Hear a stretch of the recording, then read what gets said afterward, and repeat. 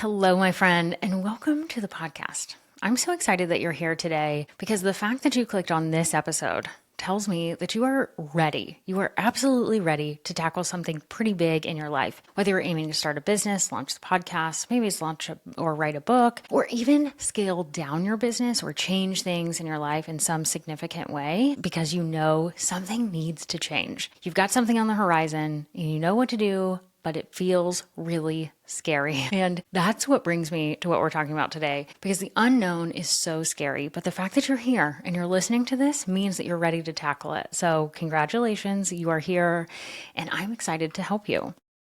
So the way that this came out, this is so interesting because every now and then I'll get these wild hairs and I will ask on Instagram, what do you need a pep talk with today?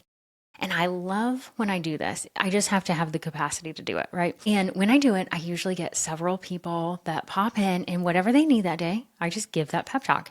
And I don't tag them in it, but I do it publicly so everyone can experience it as in the Instagram stories. So number one, if you've ever responded to that, thank you so much, because chances are someone else needed that same pep talk.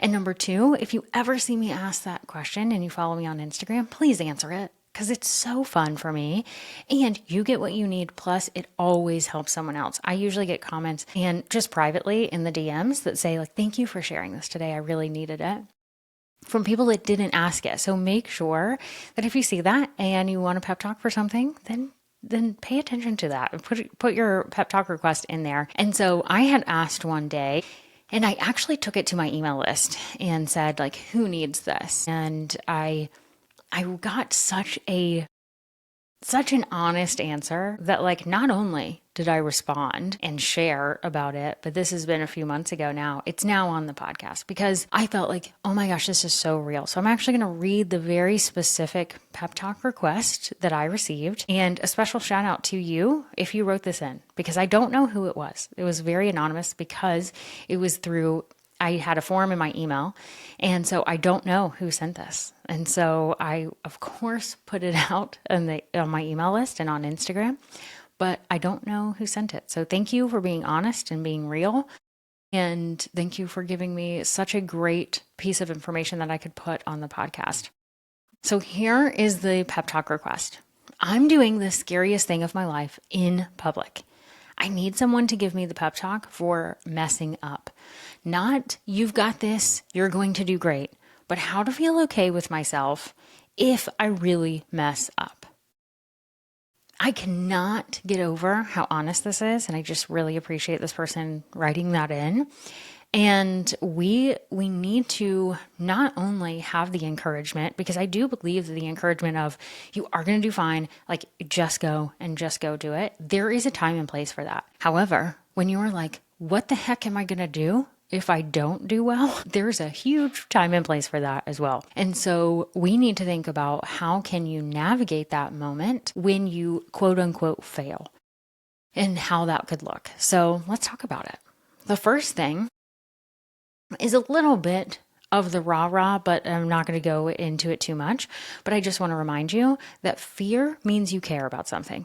Because if you did not give a rip about whatever you were doing, you would not be fearful. You would just go do it and not worry about it. So it means you care. So let's just acknowledge the fact that this is a beautiful thing, that you care about, whether it's showing up in public, whether it's teaching someone something, whether it's whatever the case is, like selling something in your business, like you care about that thing. So let's just recognize that, welcome it to the table, and work with that understanding of fear means I care. So now I want to bring in some data. You are actually going to, if you are we're going to say successful person. I know success is defined by each individual, but statistically speaking, you're actually going to fail. The optimal rate of failing is 16% of the time. This is backed by research. So I did the research for you, my friend. And there is a study, a huge study that was done that found the optimal error rate, and it's actually 16%. And I'll be sure to link everything in the show notes if you're curious about that study. It's a fascinating one. It's a big one, so prepare for reading a lot, but it's a good one. But the idea here is that going into something knowing that you may fail and you probably will fail 16% of the time, it actually helps because you're helping your expectations. And so just remembering, okay, fear means I care, and I'm actually going to fail 16% of the time. So this is a good thing. Now, what you want to do here is not in the moment that you're worried about this one particular thing, but if you're listening to this and you're like, I want to do big things in my life. So I would ask you in that moment of you're just trying to figure out what you need to do and taking those next steps, I would say, how can you do it on a smaller scale first so that you can fail 16% of the time, but it doesn't feel as big. So let's say you want to be a professional speaker, you want to speak more. I hear a lot of this. I also love speaking, and I look at it in this way of 16% of the time, I'm not going to get this right. But the other times, if I learn from it, I'll actually get better. So therefore, how can I get on smaller stages? And how can I speak in front of groups of people or speak in general to get better and better at it? So therefore, I have a podcast. I'm a speaker on a ton of podcast interviews, and that is one way that I get better and better at speaking. Not that I'm perfect at it by any stretch of the imagination, but each time I do it, each time I put that rep in, I'm getting better. But if we looked at all of my speaking opportunities, podcasts, stages, etc., I have failed 16% of the time for sure in certain moments, but I've gotten better each time. So I would love for you, if you can be proactive right now and think about how you can do this on a smaller scale, you're going to actually fail in a way that's proportionate to what would feel a little bit better. However, if you are listening to this and you're about to go do the thing, like you can't proactively try and do this on a smaller scale, you're doing it. And it's happening in the moment, this next part is for you. So what I want you to think about is actually thinking about the worst case scenario. And I know, doom and gloom is not the place we need to live, okay? I recognize that. This is not where you want to live all the time. This is not a healthy place. But in the moment that you are like, what if I mess up? My answer to this is ask yourself, what are the possible scenarios that you could actually mess up? This is something that Michael Phelps is very famous for doing. So he has practiced, and he is no longer, practicing for the Olympics, but he is one of the winningest Olympic athletes of all time. And so if there's anything that we can learn, it is tools from him, right? And so what he has done, and he and his coach have been very public about sharing that he visualizes before he does any type of race. And he not only visualizes winning, but he also visualizes all the times that he could fail. Like, what are the possible things that could happen when he is going down the path of swimming for a race? And so, like, what if my goggles fill up with water? What if I slip off the podium thing, the little jump off part? What if, and he goes down this list and he rehearses if he fails, how he will recover so that there is no chance that he is surprised on the day of the race. I think this is wonderful. So this is what you would need to do. So let's say, since this person asked in and said, like, I'm doing it in public, I am going to take this example just like I was talking about speaking. Let's talk through this example. So worst case scenario, and maybe there's more for you, but you need to identify what is worst case for you. But maybe you stumble on your words and you feel like you sound stupid. Like, let's just call it what it is. You don't have to have perfect words around this. It's like you stumble and you feel like you sound stupid. And so you have a deer in headlights look and you don't know how to recover. Okay, that's one. What if you fall down? Like, actually fall down, like not metaphorically here. It is like actually you fall down on the stage, or you trip on your way up. Like, that is a real life thing. Some people could be scared of. It would not be fun. You could actually get hurt, right? Maybe you're worried that someone's going to ask you a question that you don't know the answer to. And so that makes you uncomfortable. So you're trying to over prepare and get all the questions that you can't answer. Maybe you're worried about having a panic attack. So these are the things that you could be worried about. So when you think about the worst case scenario, you write those down or think about them. Now I want you to actually plan for those scenarios and think about them. Visualize, if this happens, this is how I'll handle it. So if you mess up your words, which I have done unbelievably a ton of times, like so many times, pause, take a breath, and then get back on track. And if it's appropriate, make it part of the talk. This is typically what I do. I'm not saying that this is the answer for you, but most of the time, since I talk about being accountable, achieving goals, my fumble with my words can actually be part of my lesson that I'm teaching, because I can say, just like any plan never goes according to plan, like my words just failed me, and I'm going to get back on track, and you can do that with your plan too.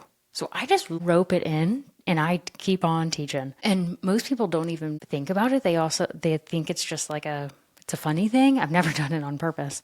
It's always been a real thing, but you can do that. And even if you have to look at your notes and say like, gosh, you remember those times when you just forget your words and you can't get back on track? I'm going to take a quick look at my notes real quick.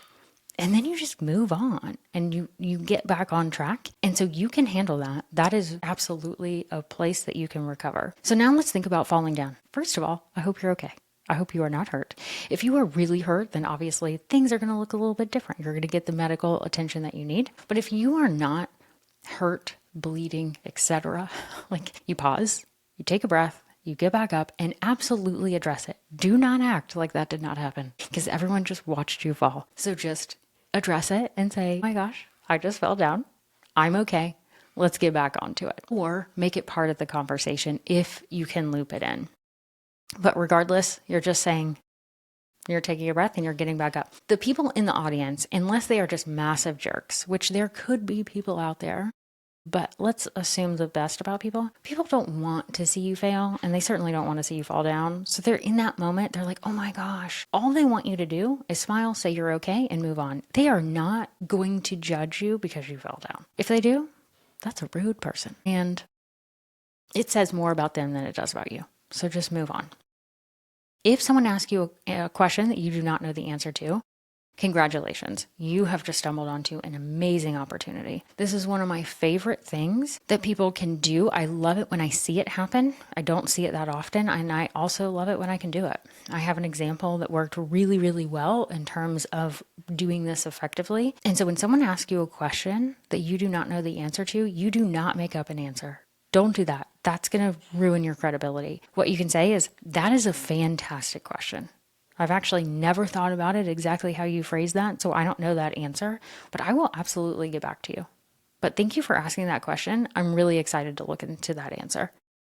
Then you either get their contact information, if it's an intimate way of doing that, of like they can come up to you afterwards. You can even say that, like, come up to me afterwards, make sure I have your email address so I can get you the answer. Or if it's a group that you can just tell the event organizer and they can email it out, you can do that too. This actually happened a year or so ago when I was speaking, and someone asked a great question. Like a fantastic one that I did not know the answer to. I said exactly what I just said. That's fantastic. And then I emailed the event organizer and said, someone asked this question. I found the answer. Here it is. Would you mind sending this to everyone who attended? And they did. And I received emails from that said that they were so happy that I actually followed through. And it showed that I followed through with what I said I was going to do, which helps me as an accountability coach. But you can do the same. Now, maybe you're worried about having a panic attack. If this is the case, you've probably had a panic attack before, and so that's why you're worried about it. And so you probably know what helps you in that moment. Now, I am not a mental health professional, so find what works for you. Definitely get the resources that you need, but you probably know what works for you in those moments. And so whatever works for you, use that. Ignore any other recommendations. Use what works for you. If you have never experienced a panic attack before and it happens, I want to give you one tool that can help. I'm not saying that it's going to miraculously make all things better, but it can help, because controlling our breath actually really helps a lot. It doesn't take away the anxiety that's happening, but it does help you navigate the anxiety. So all I want you to do is take a breath in and then sip a little bit more at the top and then let it out slowly. You can do that however it works. It's that extra sip at the top. So you take a deep breath in, take a little bit more, and then breathe out. And so use that. It does a lot of really cool things in your body. I don't need to go into the science. You can absolutely look that up, but it is something that will help you in the moment. And no one can even tell you're doing it. I mean, I just did it really pronounced so that you could hear and see it if you're watching the video. But you can do this in a really calm way. I typically do this right before I speak anytime.